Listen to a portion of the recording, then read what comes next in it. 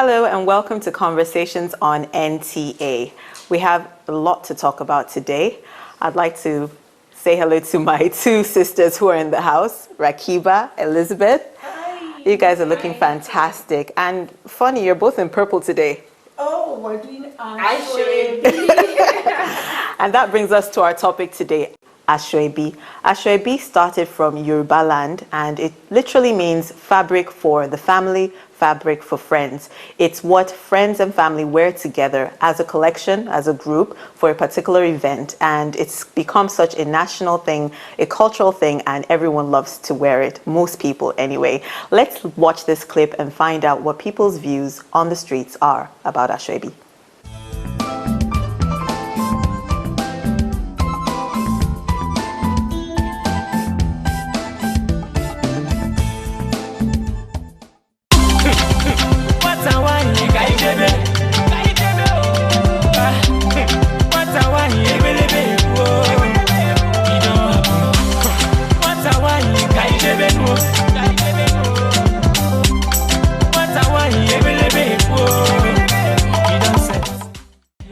Ashwebi is a uniform dress that is traditionally worn in Nigeria and some West African cultures as an indicator of cooperation and solidarity during ceremonies and festivals. The purpose is for identification with the right clique or cycle, including family and friends, during the specific occasion. Originally, only affordable fabrics are used for this, mostly the Ankara and Adire. Today, the narrative has changed. All fabrics are used as Ashwebi, each trying to outdo the other in cost and quality, despite what the economy spells. But Conversations seeks to know how much can you maximally spend on an Ashwebi and why. I can't really say. It depends on the friend, but I can't give you a fixed sum. For me, I would like to go for a low key. 100,000 would be okay for me. Things are expensive. I have to do it. You say where your hand reach, hang your bag there. So I don't want to do something that after I will start regretting that I did that Ashwebi or something like that. The highest I can pay for is 3,000 now. Well, 3,000 sounds feasible. I can pay for it. And you know, there are some people that what the material they buy from the market because they buy it in bulk, and then they'll come and sell it to you at a very extravagant price. And then when after you've already bought it, then you now find out that it was so amount in the market. So Ali, if you need help, we can say okay, let's do group of friends, and then we gather money and give it to you. So why put that kind of plenty amount on a material and then deceive us to buy it? On the marks, let's say I would rather say it depends on what I have. Not so if I have more to spend, then I can go for it. Why? Me, as for me, I see it as a very, very simple thing. Do you know why? Because I can't see the reason why I will pay for a Ashwebi of 30,000 naira, transport myself for like 10,000 naira. I'll buy my shoe and I'll do every other thing. So telling me to come and do a Ashwebi for you of 30,000 naira, I'll transport myself, my dear, is too much. It's very, very expensive. And most especially, I can't please you and displease myself. Thank you. I feel it's something that people do under pressure and wouldn't want to complain. It's not exactly convenient for people. They just do it because they don't want to hurt the celebrant. And the reasons why people say they should do Ashwebi, that it colors the occasion. I don't think if you have a good decoration and good coordination, that what people wear will mar or make your occasion. I think what makes an occasion beautiful is the celebrants themselves, the decoration and coordination. And I don't believe that you should give guests a dress code. You tell them a particular uniform to wear to your occasion. Some people, if they cannot afford it, end up having issues with the celebrant, and some go borrowing just to please the person Some even collect these clothes and not even pay. At the end of the day, it becomes an issue between them and the celebrant. For me, I feel it's not about what you wear to my wedding. It's about the fact that you were able to come.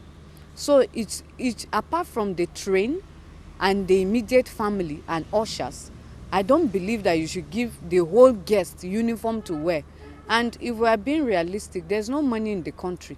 Some people put Ashebi even between 30,000, some 50.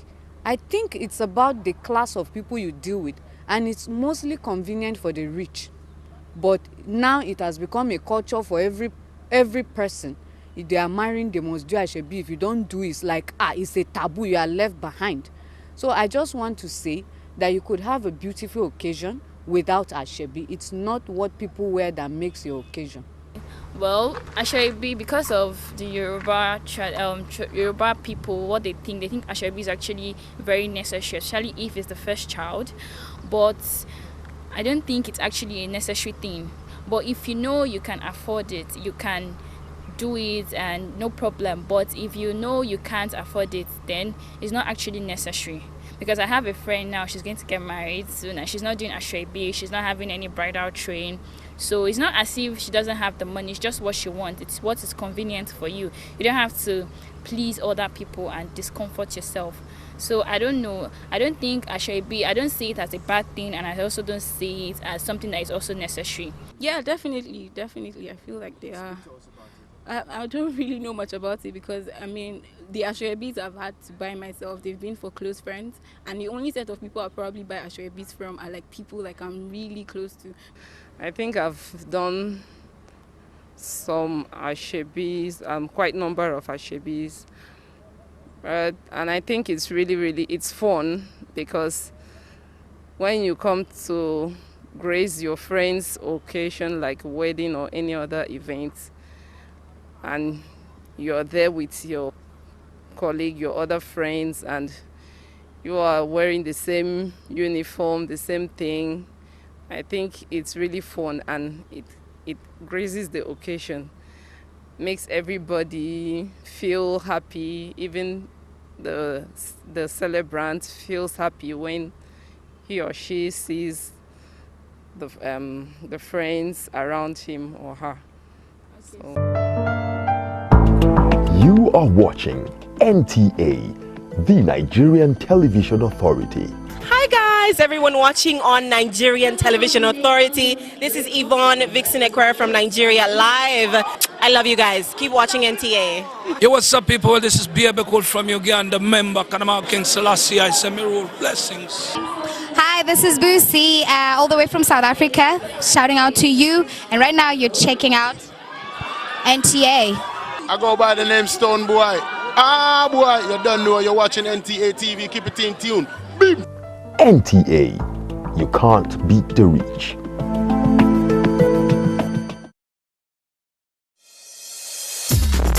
From the sandy desert of the north to the great mangrove swamp of the south, there is a national icon that has steadily identified with the Nigerian nation state, bringing you educative information that entertains, galvanizing the people towards national development, unity, understanding, peace, and love.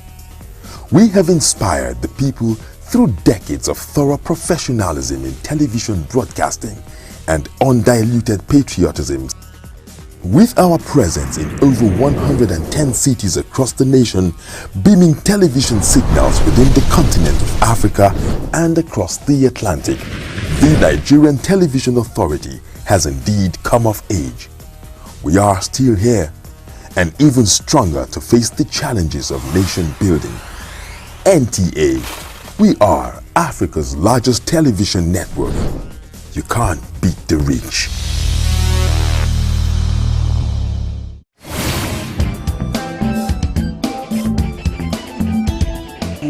We always want more. We're expecting the guy to do so much more, and it's pressure for the guys at work. You're wondering, okay, should I do some other things just to make money, to make this woman happy? I think our expectations sometimes for Nigerian women is a bit high. I I do not want to see a single Nigerian child on the street when you're off school age. Even though I'm not there, but I think I should have it. You're sounding like a counselor. I think one of the times, you know, what if I go into this one? What if he breaks my heart just one more time? No, I know my mother very well. She just wants to know what you're up to, who are you with, and all that.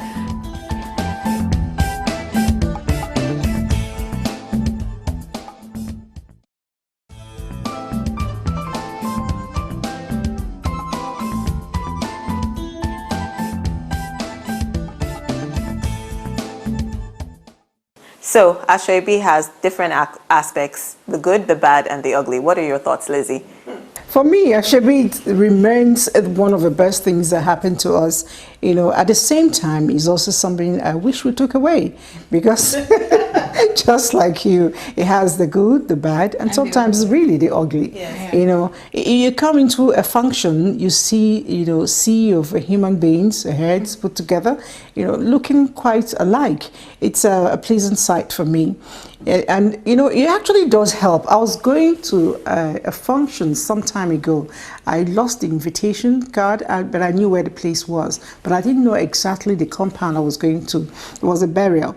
So when I stopped to ask questions, I even forgot the man's real name because I was going for the daughter. The daughter was my friend. Okay. Incidentally, people, I said, as soon as they saw, uniform, you came for that chief's burial, go like this. When you reach, turn like this. It actually helped. Oh, wow. I got identified and they helped me. So those are the good aspects. But for me, the bad one is the money. The bad one is the money. Actually, also helps you get food. How? Food, yeah. When they say, auntie, just accept this person, this person, then they start, moving you to one side because, you're part of the gang. That's what I feel.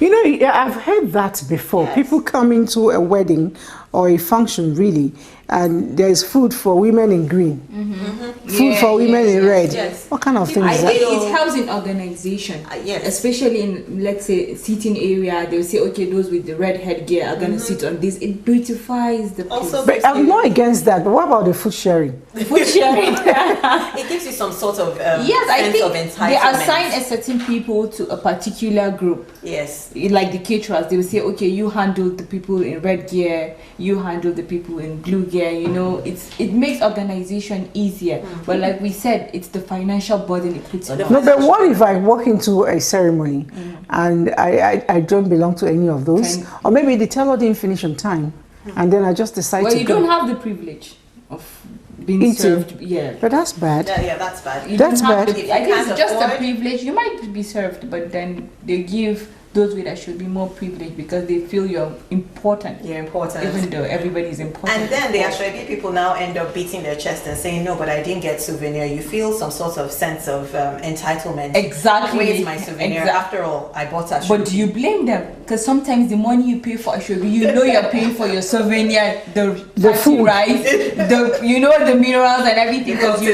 buy the Asoebi, you go to the tailors, you do your makeup, there you go again. Yes. So at the end of the day, how much are you spending for just an event? And you're just going to be there for like 2 hours, maybe 1 hour max, So they put a lot of financial burden and then, I have to admit. Exactly, you have to go with your souvenir. I'm not going anywhere. You have to give it and some of the husbands actually groan when, another event comes up and then the wife comes and says, well, the Asoebi is out. The way of getting your own money. You go to him today, Asoebi, a friend of mine gave birth. I'm going for the child's dedication. We have Asoebi naming ceremony, Asoebi wedding, my cousin's best friend, some kind of, and then every lady wants to, we love weddings. We do. We love weddings. And preparing for the wedding. And you want to feel among, so you have to get the Asoebi as well. The truth is, while we think of how to raise the money to buy their Asoebi, we should actually try to educate our friends when they're having functions. I remember when I lost my parents, two at a time, a lot of people came up with a lot of idea.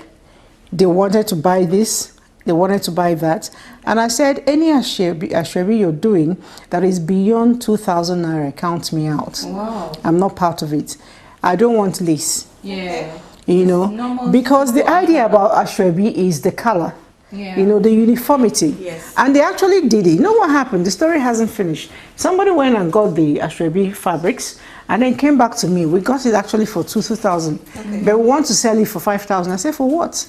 He said, to assist you in the burial. I said, you don't do that to people. You see why I said something about He said, you don't do that to people. You're paying, you know, so you allow people, in fact, I don't even want. What you do is, anybody that wants to wear something, tell them my parents liked a bit of green. They should wear green. Oh. Yeah. You know, and if you want to buy something, organize yourself, make it all green. Okay. And then it went that way, and I was happy. Oh, wow. You know, because there's no point trying to showcase money. People have gone to steal.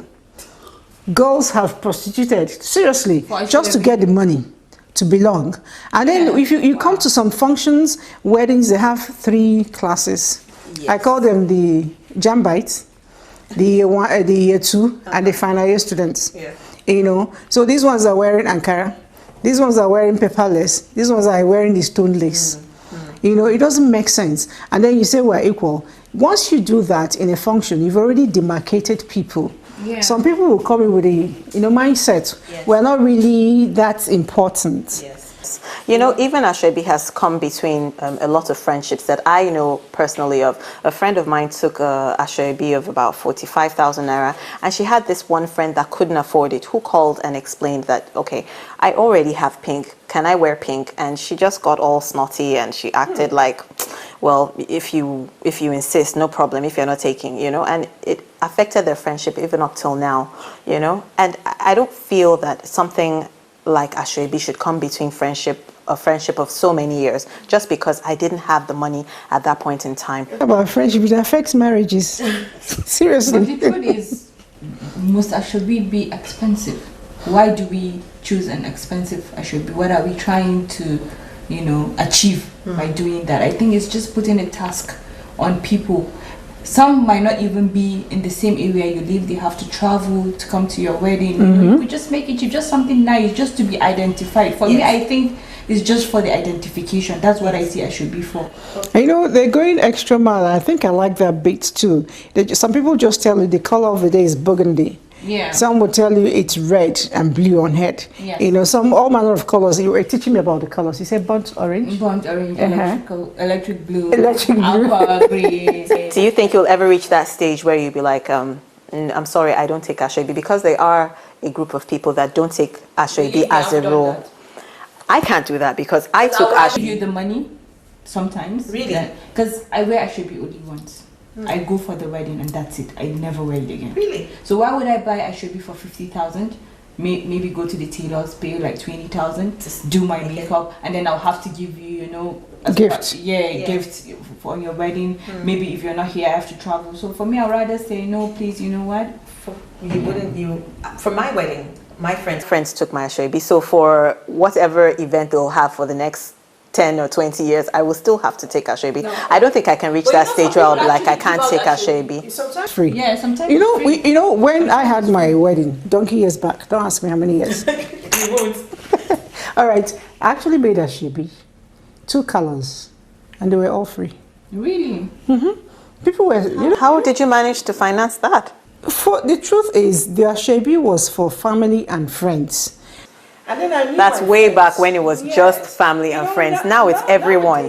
When we say family and friends, everyone on your street, everybody in your children's school teacher, everybody. You know, everybody. My nephew's class auntie, I went up to pick the boy from school. The auntie who's just spoken to me, I think twice, came up to me. Auntie Lizzie, my wedding is coming soon. And then she dropped that in inside the car. I said, what is that? She said, my Ashwebi is only 15,000. I said, really? Please carry Ashwebi and go back. I don't need it. So sometimes you have to say no, really, especially if you are not so close to it's someone. You for just friends. Be saying, hi, how are you? How is your day? And that's it. Before you know it, tomorrow, sweetheart, I'm getting married. This is my Ashwebi. It's not necessary. If I want to support you, I can support you in my own way. Do you understand? I don't have to buy the Ashwebi. I didn't have more than 20 or 30 people wearing those things. Seriously, it was strictly that. If my mother wanted to do something for herself, I know she did. She called her women people and said, "Tie me Moroka." You know, it's a kind of wrapper, a name. Or maybe my husband follow me. All those wrapper that has name, you know, tie it for me with white blouse, keep left. And they'll wait and come. They already have it. It's something they are already using in their, church and stuff like that. So they all wore it and came. There was no need to go and spend more money. Even though this was some years back, really. It has changed now, but I still think we can do better. We should insist on low costs.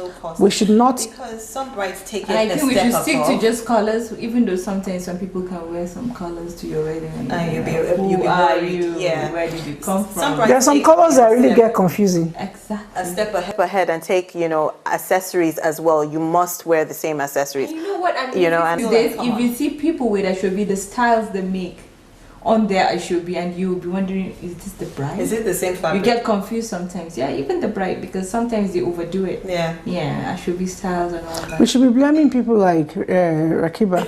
She makes them for them. Anyway, I'm sure we have been able to draw our message home. Rakiba, you don't do Ashwebi, and I know you'll marry very soon. You have to buy Ashwebi. I know. Did you hear that? So you do for your wedding. Did you hear that? No one be without Ashwebi. No one be without Ashwebi. There's no way. You people have to buy, including your rice money, your souvenir. We are not going to buy Rakiba's Ashwebi. Why would you buy my Ashwebi? No, we'll rather give her. No. Now you're quoting me. Give you money.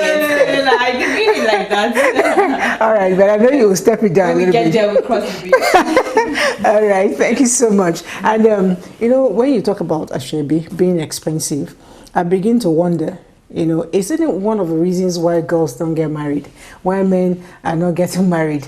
And then that's all of it put together, the high cost of funding weddings. Yeah. That will be our next focus. But before we bring it to bear, let's take a break.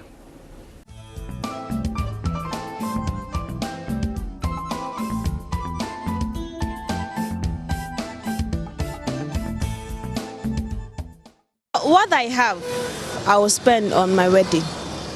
At least I'll make my wedding day a memorable day in my life. This one? It will be great, it will be good. That there will be a memorable day. How elaborate your wedding is depends on the money you have at hand. So I can't really say it's expensive or low, but when it becomes expensive, when you spend more than what you have, that's when it becomes something else. I don't think it's bad making your wedding a very elaborate one, but it depends on your accounts and what you have, and so that you have money left after your wedding to take care of your family. I feel it's unnecessary spending, because once God has joined the both of you together, I think that is the most important one, and paying your bride is the most important one. But the wedding aspect of it, I feel it's unnecessary spending. That's what I see about it. But some people will just go out of their way, some just to show, and after the wedding they don't have any other thing to lay back on financially. High cost of weddings, it's making it prohibitive, because generally it is young people that want to marry.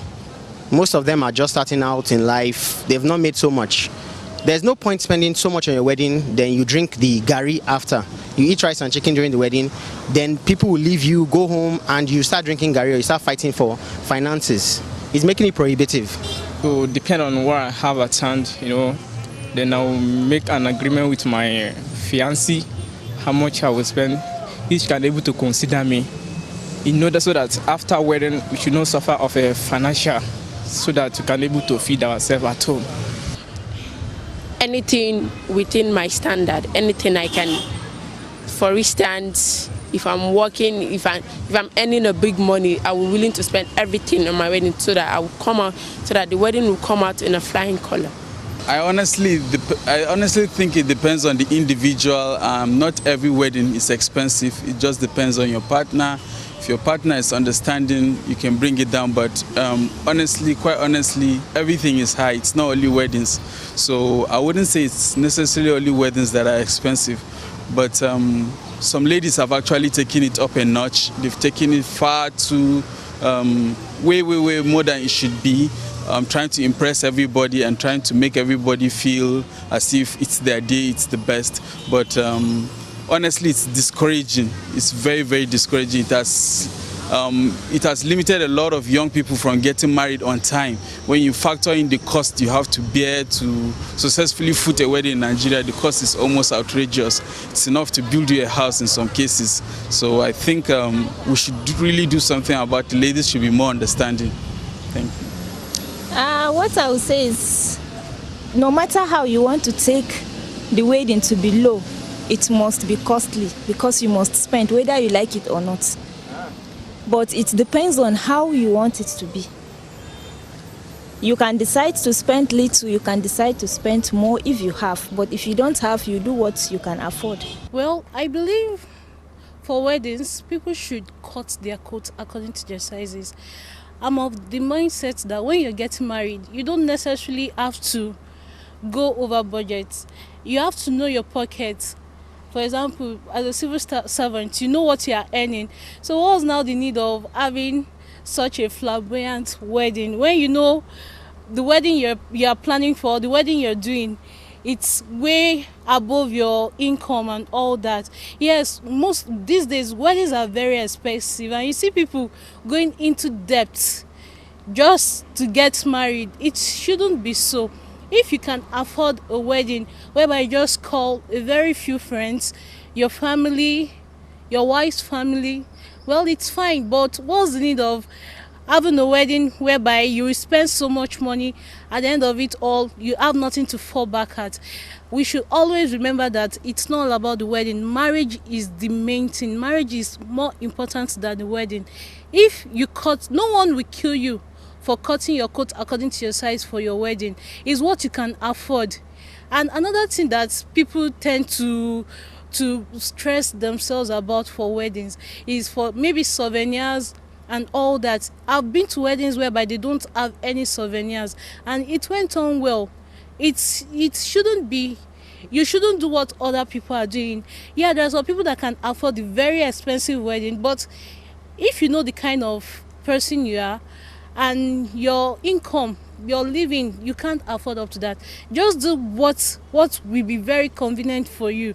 It will be a total fail. Maybe after the wedding, you and your wife have to start maybe begging for food and begging for money.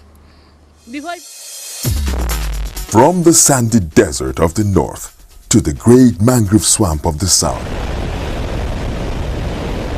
there is a national icon that has steadily identified with the Nigerian nation state, bringing you educative information that entertains, galvanizing the people towards national development, unity, understanding, peace, and love. We have inspired the people through decades of thorough professionalism in television broadcasting and undiluted patriotism. With our presence in over 110 cities across the nation, beaming television signals within the continent of Africa and across the Atlantic, the Nigerian Television Authority has indeed come of age. We are still here and even stronger to face the challenges of nation building. NTA, we are Africa's largest television network. You can't beat the reach.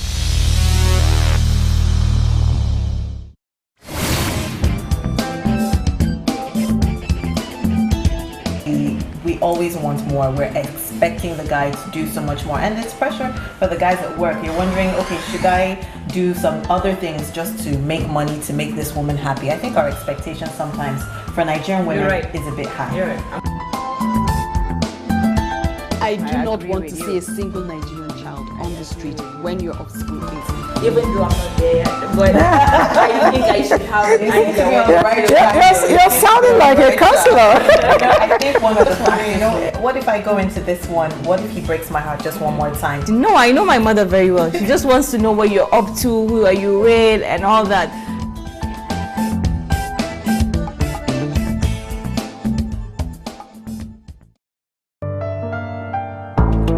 You are watching NTA, the Nigerian Television Authority. Hi guys, everyone watching on Nigerian Television Authority. This is Yvonne Vixen Ekwere from Nigeria Live. I love you guys. Keep watching NTA. Yo, what's up, people? Well, this is Baby Cool from Uganda, member, Kanama King Selassie, I send me rule. Blessings. Hi, this is Boosie, all the way from South Africa, shouting out to you. And right now you're checking out NTA. I go by the name Stone Boy. Ah, boy, you don't know. You're watching NTA TV. Keep it in tune. Beep. NTA. You can't beat the reach.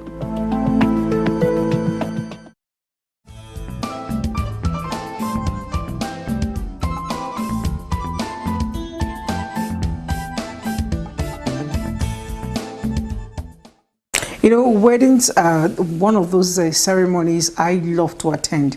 Till tomorrow, I like to attend weddings because it's usually the happiest place to be. You see people radiating, but a lot of times they just don't hold water. You know why? Because I think we get the foundations wrong. The kind of money we spend, the arrangement we make. Have you heard about arranged weddings? Yes, I have. Unfortunately, I almost got involved into that kind of thing. You know, people saying, oh, you know, Nika is getting late for her. Maybe she should. Arranged in the sense of meeting someone, not like arranged marriage. But you know, talk to this guy. Maybe it will work and everything. Unfortunately, it never really worked. You start seeing aunties visiting you with strange men. Yeah, you know, I collect her number now. And, you know, let's see how that goes. There was some guy. He couldn't express himself properly in English. Even when he was typing, his English was just so bad. And you know, when I would try and tell her, she was like, hey, you know, you try and bring your standards down. You're too high up. I had to forward a couple of his messages to her. She was like, ah, okay, Strunike, don't worry, just leave it, you know. And the guy just disappeared into the horizon, and I never heard from him again. But these arranged marriages, some ladies don't have an opinion. They just have to go with the flow and end up marrying someone that is a total stranger to them. Point I heard in my place, even though it doesn't happen anymore, if you're a son or a daughter of this, it's already arranged that you must marry the son or a daughter of that, even when there is no love. High profile. You know, you have to be on the same, you know, level economically and socially. The two families must be on the same level. So if your father is a minister, you must marry a minister's daughter or a senator's daughter and stuff like that. They end up being unhappy. They don't even, on the wedding night, the man is out, you know, gallivanting. You're doing BE, what they call Bachelor's Eve or whatever.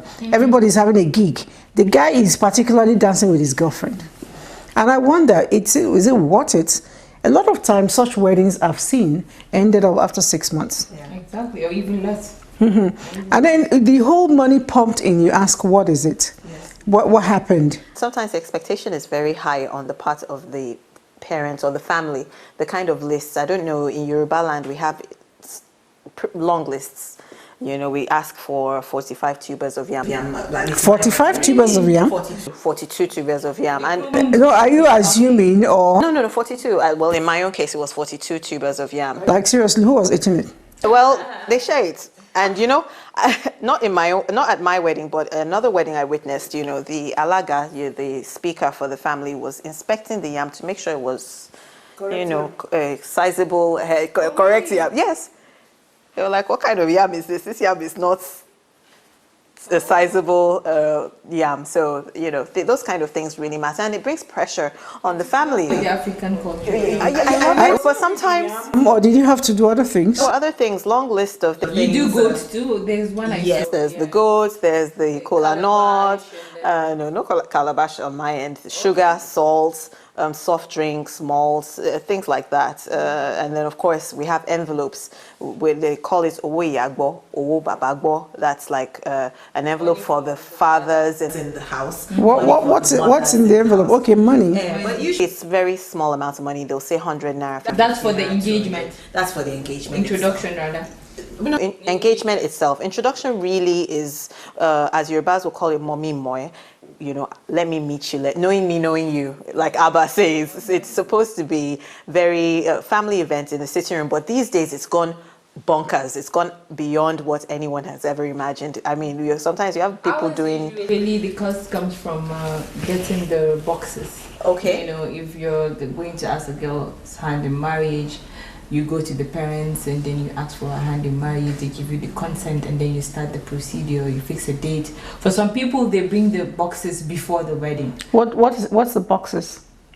it's a set of boxes. You're supposed to clothe. Okay. Yes. Okay. Yes, the bride. Okay. So you're gonna buy, some people do like 5 sets of boxes, one filled with gold, Is that really true though about gold? Yes, they do that a lot. That's if you're financially buoyant. Is it gold plated or real gold? Real gold. When are you getting married? Really? You can give some to your friends, right? Sure, you can. Yeah, you can. Yeah, so they go out of the way to buy, a lot of things. And then sometimes the ladies are, like, my friend, she had like 3 sets of boxes. I have to have 5 sets of boxes. It has to be LV. Did you see the one for... I saw that one. You saw the one. Mm-hmm. Yeah. So, my friend has to, I have to get 5 boxes. I need like 10 sets of gold, and it has to be this kg. It has to weigh like this, it has to be this design, the Indian design, the Dubai design, I think the high profile weddings, like you said, and even if you're financially buoyant and you're able to afford it, the families will want to, like, okay, I'm a minister's wife, and then the groom's family, also, my son is also, his dad is also a minister. There will be a competition. Okay, what are we going to give back? And then when they take these clothes, they're gonna give them money, and then they're gonna give. Oh, the man also gets something. Of course, he does. Okay, in return. Yes, because once you take, the people that take the clothing to you, you're supposed to give them something like a token of appreciation, and then you also clothe the parents of the groom as well. Yes, just but as at the end of all this, and after all this money being spent, what is the bride and groom left with? Do they have any money left? Because the truth is, in my place is a little bit different. Our bride price is very cheap, 7 naira. Yeah, up to now 7 naira. 7 naira if you go school. If you're not educated, it's 6 naira. Do you mean that? 1 naira, 2 naira, like 7 naira. So like right now, and my value is 7 naira.